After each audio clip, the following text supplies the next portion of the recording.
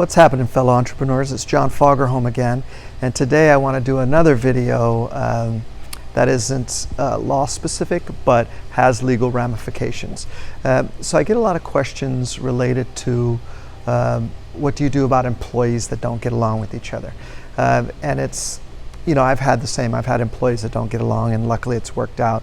But there are legal ramifications if you, potential legal ramifications if you fire one over the other or something to that effect.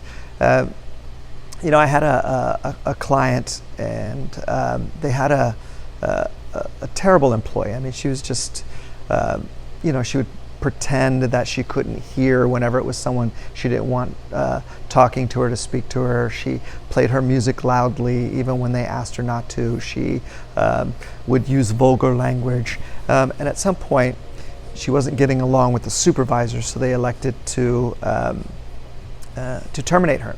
And then of course she sued and said that it was retaliation because she had complained about the supervisor. So for me, I think, or in my opinion, I think the best thing is tracking. Always track, even if you're not specifically letting the employee know that they're doing something specifically wrong. At least track it. And the reason why, now I know it seems like it doesn't make sense. Why wouldn't you tell the employee that they're doing something wrong?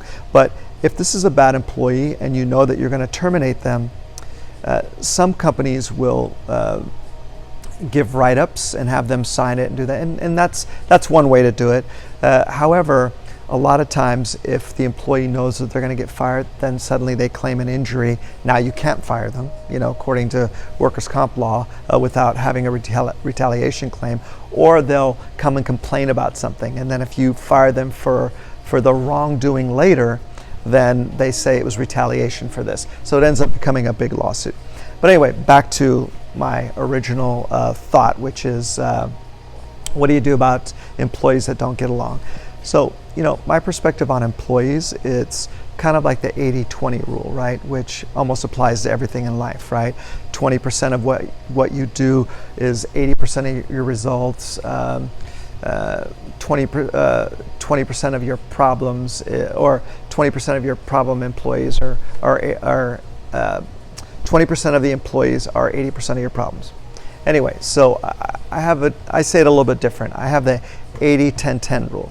So there's 10% of your employees that are just excellent, and there's 10% of your employees that are typically the bad employees, and then 80% of them are just, you know, kind of filling space, do a good job, but aren't necessarily a problem or aren't necessarily excellent. So the question then becomes, what do you do with that 10%? That's a problem, and they're the ones that usually don't get along with each other. You know, I think that unless there's a very specific problem, like this person hit this person or something like that, I think it's all just documenting until you can start cutting those employees away. And I also think that if you know you're going to fire an employee, I think a severance agreement is the best way to go. Now, of course, if they've done something specifically wrong that you can fire them for, like stealing, maybe you don't give a severance agreement. However, if you're thinking, okay, this person just doesn't work out, doesn't fit the culture, whatever it is, then I think a severance agreement works, because, you know, a 2 weeks pay with severance and then a release of all claims is better than the cost of what a potential lawsuit would be. So that's just my opinion on that. You know, if two employees don't get along with each other, there really isn't a specific legal answer to that. It's just, you know, you've got to use your business acumen. You've got to figure out how to get rid of whichever employee that you want to get rid of, and then cover all your bases so that there isn't a lawsuit. However, sometimes you may not necessarily need to get rid of two employees. Maybe it's just as simple as making sure they're not interacting with each other. I don't know. I know you guys aren't babysitters, you're productive entrepreneurs, but sometimes babysitting is what it takes. All right, so until next time, fellow entrepreneurs, be productive. Bye.